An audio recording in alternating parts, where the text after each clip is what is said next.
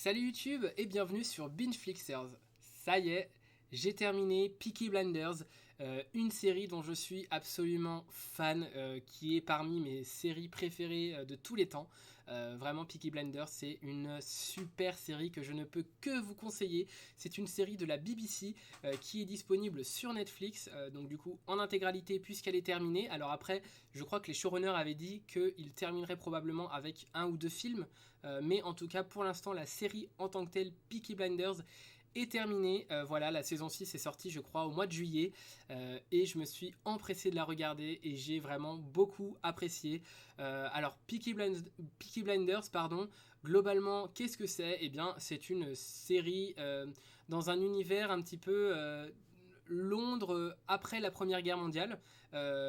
Un peu steampunk, je trouve, dans l'ambiance, une ambiance très, ouais, très steampunk en fait, dans cette ambiance-là, donc c'est vraiment très sympa, les décors sont vraiment très sympas, les costumes sont géniaux dans la série, vraiment on est plongé dans cette ambiance, dans ce Londres de l'époque.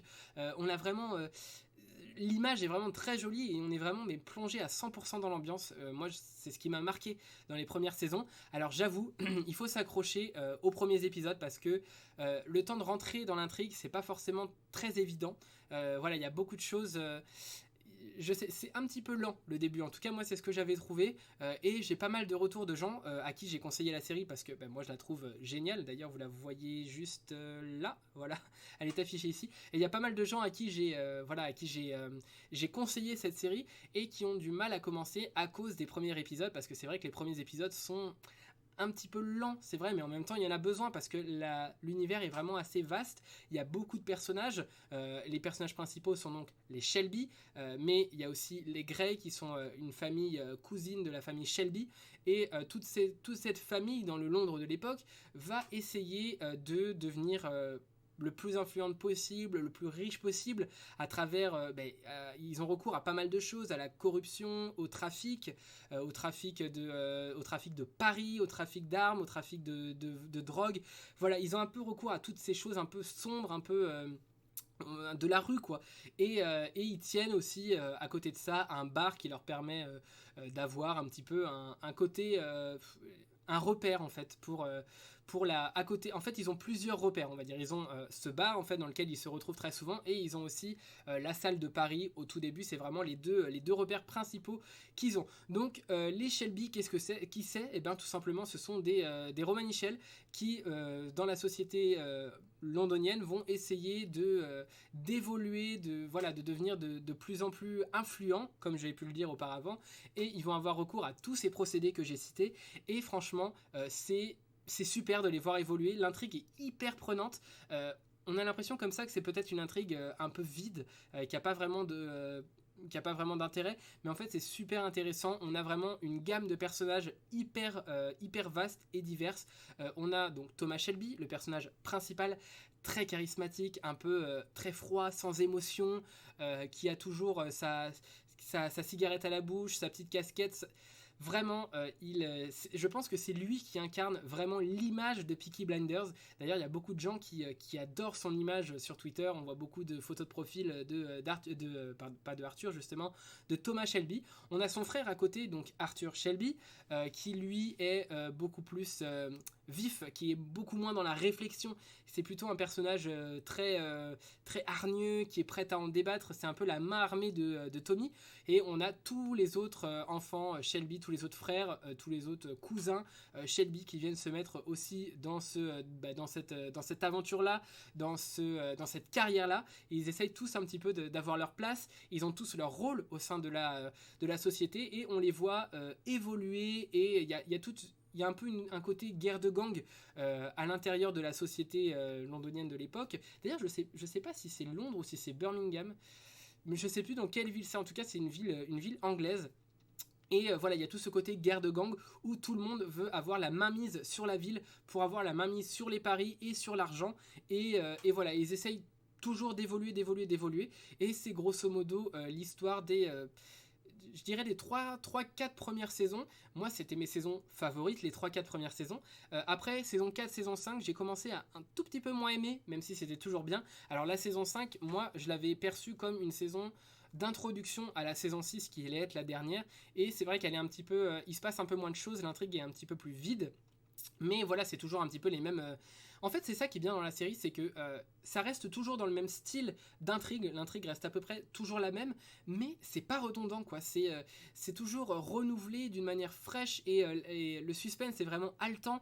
Il y a toujours des nouveaux personnages, des nouveaux antagonistes qui essayent de venir empêcher les personnages principaux de réaliser ce qu'ils veulent réaliser.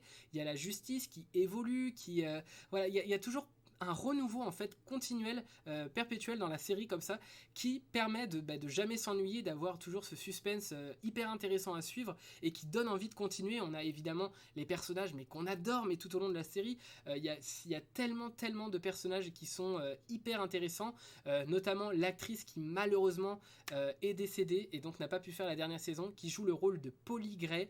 Je trouve que j'adore son rôle, vraiment j'adore son rôle.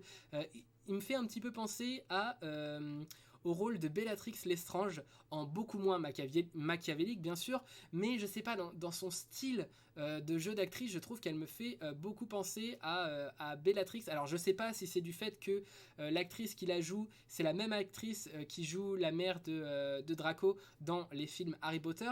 Je sais pas si c'est ça qui me donne un petit peu cette impression, mais moi je ressens vraiment dans son jeu un peu ce côté... je sais pas comment dire. Je sais pas comment dire, mais je trouve qu'elle a un petit peu ce style-là voilà, qui est vraiment appréciable, mais en même temps, on sent que c'est un peu.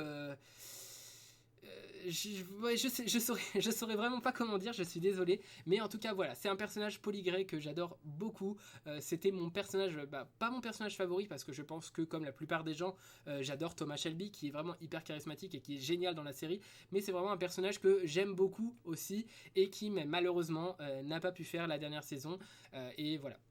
Donc globalement, c'est mon avis sur disons les 4-5 premières saisons. Et ensuite, donc là, on arrive à la saison 6, donc la dernière saison qui est sortie il y a très peu de temps. Donc on a toutes les intrigues du coup qui arrivent à maturation. Hein. On a une évolution des personnages tout au long de la saison. L'intrigue qui était juste centrée autour de la ville, puis autour du pays, et maintenant c'est autour presque du monde entier, hein, avec des intrigues qui vont se passer aux États-Unis, au Canada, un petit peu partout comme ça. Vraiment, ils essayent de prendre le contrôle de plus en plus de choses pour devenir de plus en plus influents et de plus en plus riches. Ils prennent le contrôle notamment du Parlement. Voilà, Arthur Shelby, c'est vraiment un personnage. Thomas Shelby, pardon, c'est vraiment un personnage comme ça très influent qui en impose quand il est dans la place, quand il est dans la salle, on sent que voilà, il attire un petit peu tous les regards. Il est vraiment très charismatique et du coup il arrive à obtenir un petit peu tout ce pouvoir et le faire évoluer pour faire grimper ses affaires forcément.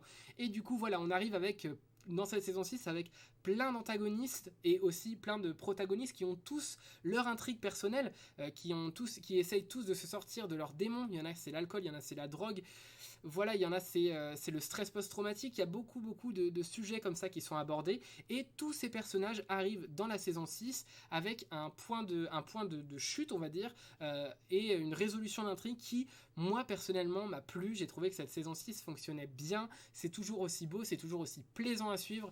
Voilà, c'est une série que je suis triste de voir partir. Alors je suis content qu'on ait une fin parce que voilà, c'est toujours appréciable d'avoir une fin qui se termine pas après 25 saisons ou quand on ne sait plus quoi faire sur la série, mais d'avoir une vraie fin, une série qui a un début et une fin et qui évolue tout au long et qui voilà, est ficelée avec une intrigue rodée et ficelée.